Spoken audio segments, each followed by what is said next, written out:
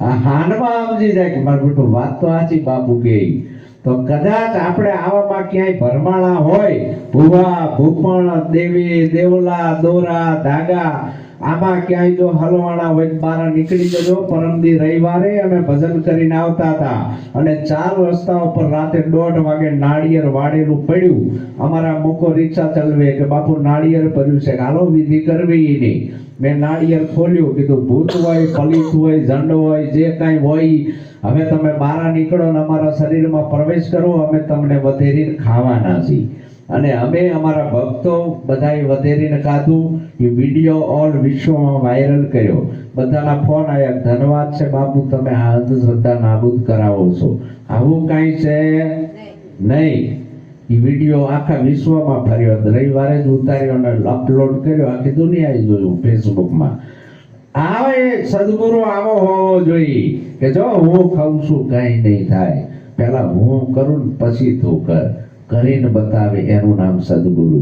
વાતુથી મેળાવે એવો નથી. તો આવો સદગુરુ આપણાને પછી શું કરે? સદગુરુ બધું છોડાવે છે, હાથતા કઈ નથી. સુકન અપસકન કેરા બંધન છોડાવે, સકન અપસકન કેરા બંધન છોડાવે. પૂરી વાજને લાગે નહીં કાળી પૂરી મારા ઉપાધિ મટાડે અમારી. પૂરી વાજને લાગે નહીં કાળી પૂરી મારા ઉપાધિ મટાડે અમારી. શુકન અપશકન આ બધી ભ્રાંતિઓ છે. પરમથી હું નીકળો તે બિલાડી આડી ઉતરી. તે ઓલો એક ભાઈ હશે અંધશ્રદ્ધા વાળો, તો બાપુ બિલાડી આડી ઉતરી અપશકન થયા.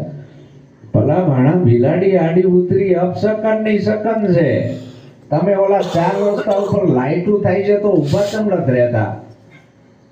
ઈ શકન સમજીને ઊભા રહેતા હોય તોય ડરી જાય, પછી એક્સિડન્ટ થાય કે નહીં? તો આ બધી અંધશ્રદ્ધા છે. તેમાં બાબુ ચાલો એક આવો ભજન ચાલતા હતા અને ભજનમાંથી ટાઈમ થયો બાપુ એટલે પેલા એક ભાઈ હતો એને રજા લીધી કે બાપુ મને રજા આપો, મારે જવું છે, ઉતાવળ છે. કે ઘડીક બેસો કે ના ના બાપુ મારે ઉતાવળ છે. આથી દરવાજા બહાર નીકળે, આગળ ગધાડું ભૂક્યું એટલે ભાઈ પાછો પડ્યો. પાછો ભજનમાં આવ્યો કે કેમ પાછો આવ્યો?